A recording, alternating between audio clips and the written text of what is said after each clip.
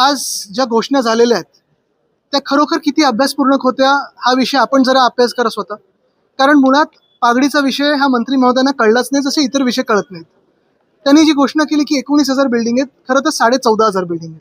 दुसरं म्हणजे त्यांनी ज्या घोषणेप्रमाणे आणि जे काही आपण हाऊसमध्ये पाहिलं असेल त्यांनी सांगितलं की आम्ही म्हणजे ते सरकार जी आत्ता साईज ज्या टेनंटची आहे तेवढीच साईज आम्ही त्यांना देऊ, म्हणजे 10x10ची खोली असेल तर तेवढंच त्यांना मिळेल.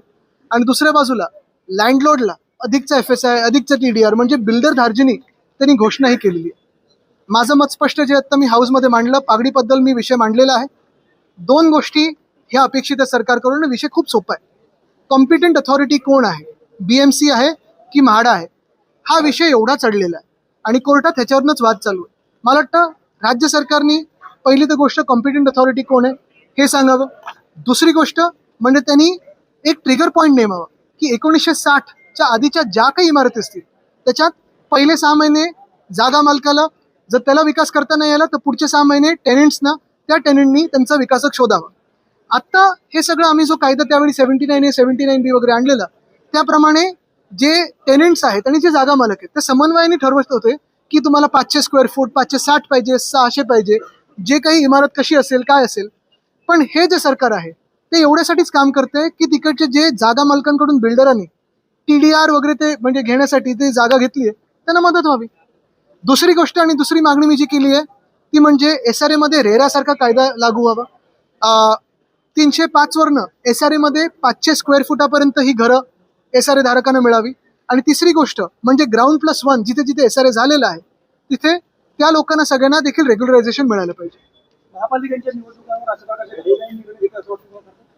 घाईघाईने तर प्रत्येक दिवशी घेत असतात निर्णय, नंतर वाचतात. आज एकनाथ शिंदेंनी पत्रकार परिषदेत उत्तर दिले की तुमचे घर शिशेके होते तो पत्थर नाही फेका.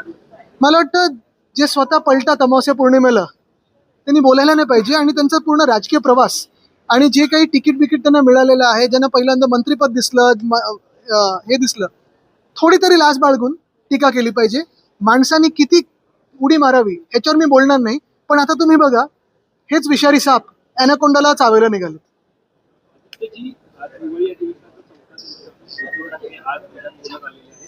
अरायवल झालं का, डिपार्चर झालं का, असं सुद्धा शब्दप्रयोग त्यांनी केलेला आहे. नाही, पण त्याच्यातनं त्यांची वृत्ती आणि किती किती छोटं मन आहे हे कळतं. किती निर्लज्ज एखादी व्यक्ती असू शकते हे कळतं. तरी संतुलन गेलंय असंही सुद्धा होतं. हेच मी बोलतो ना, त्यांनी आरशात पाहावं.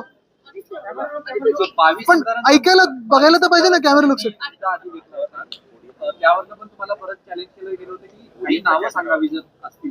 नावं सांगितली तर मग मुख्यमंत्री कसं खेचणार त्यांना. आणि त्याची एकीकडे जी आहे ती झाडं कापण्यावरून राजकारण होतं, झाडं ही कापली जाणारच असं देखील स्पष्टीकरण भाजपकडून होत आहे. दुसरीकडे वनमंत्रीच म्हणतात की शहरात बिबटे घुसतात. तेच ना, म्हणजे एका बाजूला तुम्ही तपोवन कापताय, अजनी कापताय, संजय गांधी नॅशनल पार्क मधले यांचे जे येऊरचे बंगले आहेत ते रेग्युलराइज करायला तिकडे झाडं कापताय. आणि दुसऱ्या बाजूला जेव्हा बिबटे घुसतात शहरी भागांमध्ये तिथे तुम्ही सांगता की त्यांना गोळ्या मारा. कुठेतरी समन्वय असणं गरजेचं आहे, कुठेतरी एक मध्य मार्ग असणं गरजेचं आहे. आणि बिबटे नेमके का शहरात येत आहेत? कारण भाजपचं सरकार हे वन कापत आहे.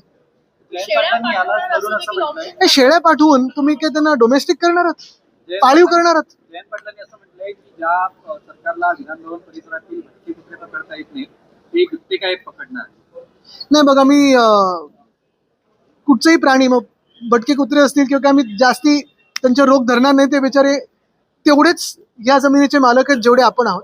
पण निश्चितपणे कुठेही शहरांमध्ये याचा त्रास होऊ नये, गावात याचा त्रास होऊ नये.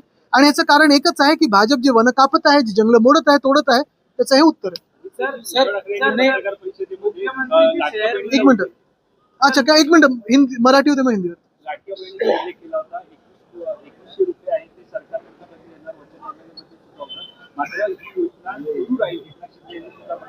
मात्र आता या सगळ्यावर सत्ताधारी आमदारच म्हणत आहे की याच्यामुळे आमचा निधी वळला जाते, आम्हाला निधी मिळत नाही.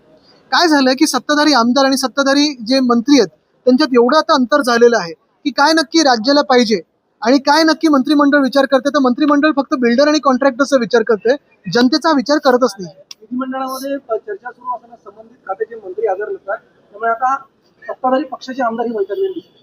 आहेतच ना ते. आता पण बघा, आपण आता जी चर्चा सुरू आहे तर सत्ताधारी पक्षाचा प्रस्ताव सुरू झालाय, किती मंत्री बसलेत.